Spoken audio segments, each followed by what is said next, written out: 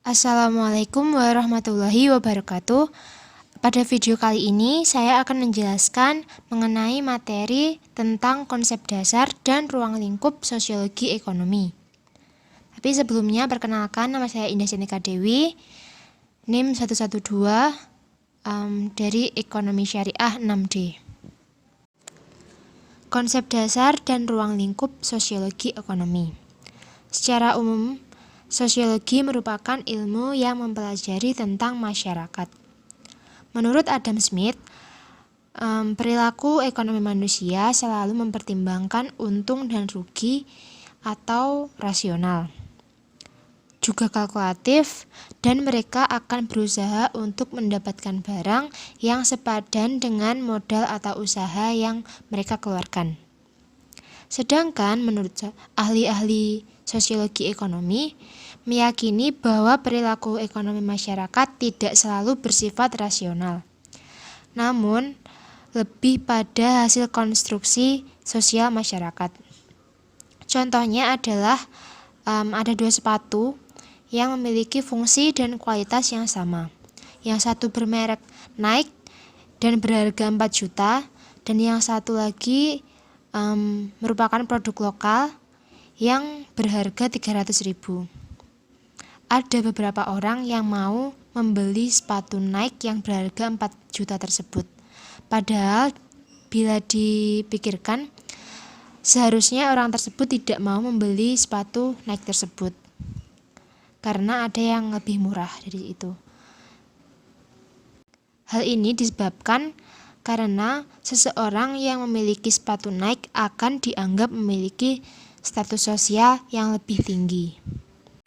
Sehingga dari contoh tersebut dapat dipahami bahwa tindakan masyarakat tidak selalu bersifat rasional, tetapi juga irasional. Materi selanjutnya adalah tokoh utama sosiologi ekonomi klasik. Tokoh yang pertama adalah Karl Marx. Beliau mengkritisi sistem ekonomi kapitalis yang menciptakan dua kelas, yaitu bourgeois atau kelas pemilik modal dan proletar atau kelas buruh.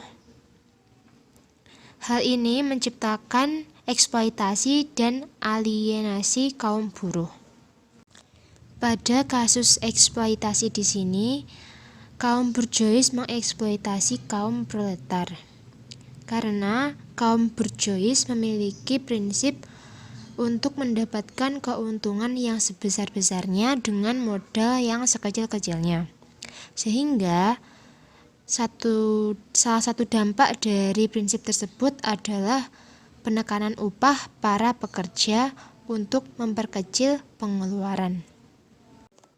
Selanjutnya juga akan terjadi alienasi atau keterasingan, yaitu kondisi di mana kaum buruh menjadi terasing dari kehidupannya. Hal ini terwujud ketika semakin banyak modal yang terkumpul untuk kaum bourgeois. Modal tersebut didapatkan dari hasil kerja kaum buruh, padahal yang menciptakan nilai tambah pada suatu barang adalah kaum buruh, tapi seringkali kaum buruh tidak memiliki daya untuk menjual barang tersebut dan tidak mampu untuk membeli barang yang diciptakannya sendiri. Contohnya adalah pekerja di tempat pengolahan emas belum tentu mampu untuk membeli produk emas yang ia produksi sendiri. Hal ini akan menciptakan kondisi yang kaya akan makin kaya dan yang miskin akan makin miskin.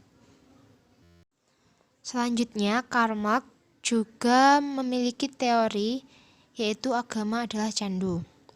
Marx menilai bahwa kaum kapitalis memanfaatkan agama melalui para pemuka agama untuk mendakwahi kaum buruh untuk tetap patuh kepada kaum bourgeois.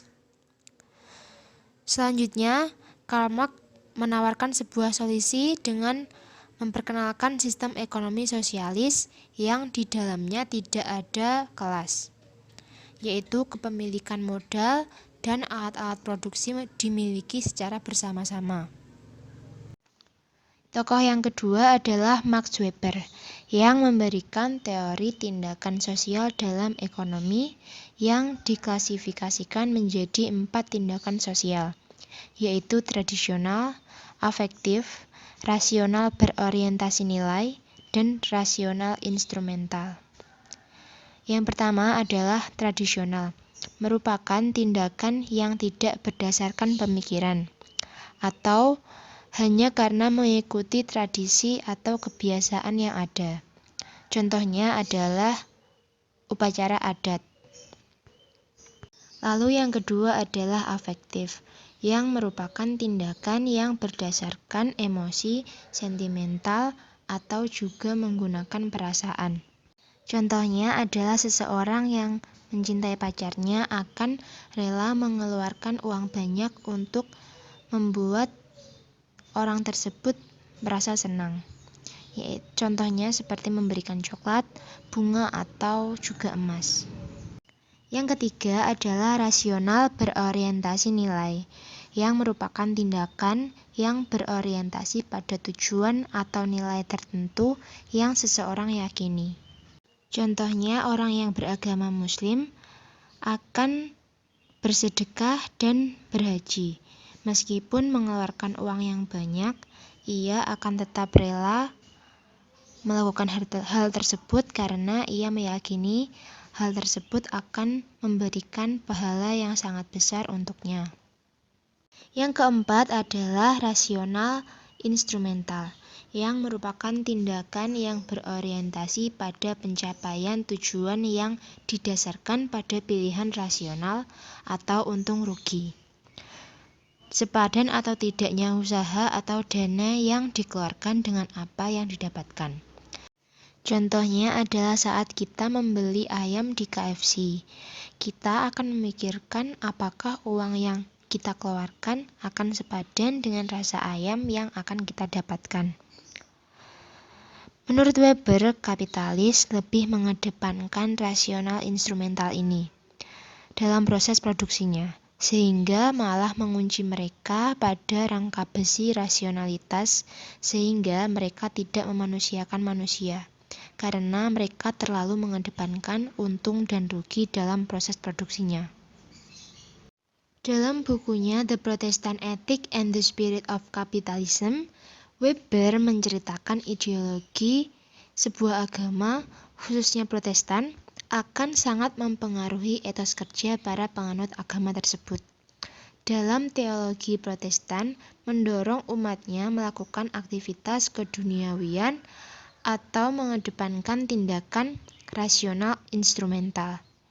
Mereka menganggap bahwa berhemat, bekerja keras, dan menjadi kaya merupakan tugas suci dari Tuhan yang harus dilakukan. Jadi di sini terdapat perbedaan fungsi agama menurut Karl Marx dan Max Weber. Menurut Karl Marx, agama akan menghalangi umatnya untuk berpikir secara rasional, tetapi menurut Max Weber, agama akan malah meningkatkan etos kerja umatnya agar menjadi orang yang lebih kaya. Tokoh yang ketiga adalah Emil Durkheim, yang membagi solidaritas atau hubungan antar manusia dalam kegiatan ekonomi menjadi dua, yaitu yang pertama, solidaritas mekanis, yang merupakan solidaritas yang diikat karena kesadaran kolektif pada masyarakat yang belum mengenal pembagian kerja. Biasanya hal ini terjadi pada masyarakat tradisional. Contohnya adalah gotong royong. Lalu yang kedua adalah solidaritas organis, yang merupakan solidaritas yang mengikat masyarakat yang sudah kompleks dan telah mengenal pembagian kerja yang teratur sehingga disatukan oleh saling ketergantungan antar anggota. Contohnya adalah sebuah organisasi yang sudah dibagi-bagi menjadi divisi-divisi. Untuk kelebihannya, solidaritas organis ini meningkatkan produktivitas dan kualitas dalam bekerja, tapi cepat atau lambat pembagian kerja ini akan menghancurkan solidaritas mekanis dan integrasi moral sehingga memperburuk tatanan sosial. Sehingga hal tersebut akan menciptakan masalah sosial baru dan akan menyebabkan rendahnya solidaritas antar manusia. Selain itu, solidaritas organis juga akan menyebabkan adanya anomi, yaitu kondisi yang menggambarkan situasi yang mengaburkan yang baik dan yang benar. Selain itu, norma dan nilai yang ada dalam masyarakat juga akan tidak terlihat jelas. Lebih buruknya lagi, anomi ini juga dapat meningkatkan rasa stres masyarakat dan meningkatkan angka bunuh diri. Nah, itu tadi merupakan kajian ekonomi klasik yang dapat disimpulkan bahwa kajian ekonomi klasik lebih banyak membahas tentang proses produksi. Materi selanjutnya adalah kajian ekonomi kontemporer, yang di dalamnya akan dibahas mengenai komodifikasi masyarakat konsumsi, gaya hidup budaya konsumen, McDonaldisasi, hiperrealitas, dunia simulakra, dan globalisasi. Yang pertama adalah komodifikasi. Komodifikasi merupakan proses yang membuat sesuatu yang tidak layak diperjualbelikan atau bahkan yang bukan komoditas, namun dibuat menjadi barang yang dapat diperjualbelikan. Materi selanjutnya adalah masyarakat konsumsi. Menurut George Reiser, di era postmodern, kapitalisme menyusun kekuatan besar yang digunakan untuk melakukan penjajahan secara kultural, menghegemoni dan memanipulasi hasrat konsumen untuk mengonsumsi barang yang sebanyak-banyaknya, meskipun barang tersebut tidak dibutuhkan oleh orang tersebut. Strategi yang digunakan oleh kaum kapitalis adalah 1. Memproduksi kartu kredit. Hal ini digunakan untuk mempermudah masyarakat untuk membelanjakan uangnya. Lalu yang kedua adalah membangun banyak shopping mall, yaitu keberadaannya diperluas. Selain untuk mempromosikan kemunculan produk baru, mall juga menawarkan fasilitas menarik untuk dikunjungi masyarakat dan juga menggiring masyarakat membeli produk yang sebenarnya tidak dibutuhkan. Lalu yang ketiga adalah membangun cyber mall yang menawarkan belanja 24 jam non-stop. Contohnya seperti Shopee, Tokopedia, dan Lazada. Lalu yang keempat adalah menawarkan katalog produk di berbagai platform digital. Hal ini digunakan untuk meningkatkan penjualan produk-produk mereka. Contohnya seperti iklan di Instagram, lalu di YouTube dan Facebook.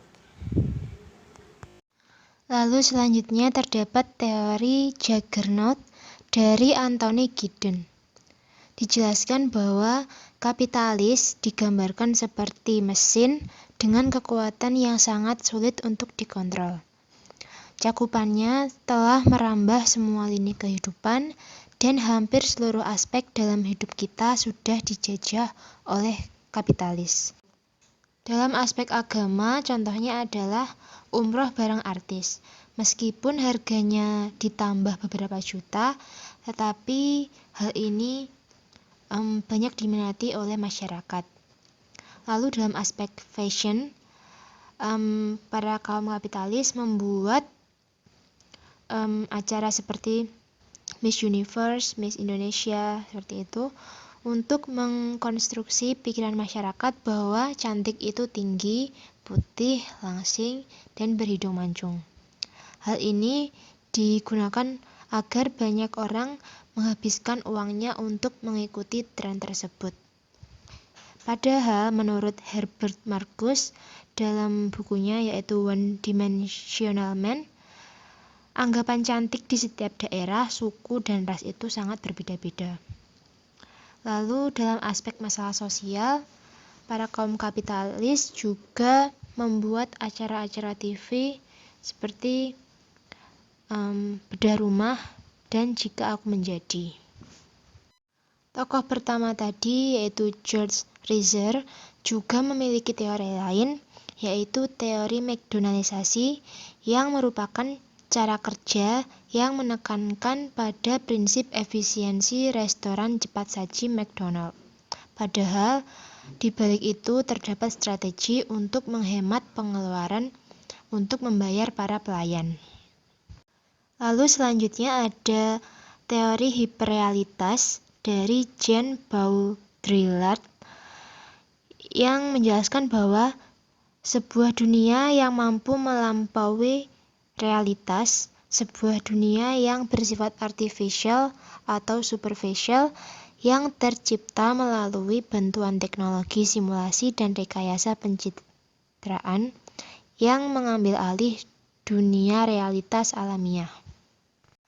Contoh dari hiperrealitas adalah pemakaian krim wajah, yang sebelumnya wajahnya kusam dan banyak bekas jerawat. Setelah memakai krim tersebut, wajah model tersebut menjadi cerah dan bekas jerawatnya hilang.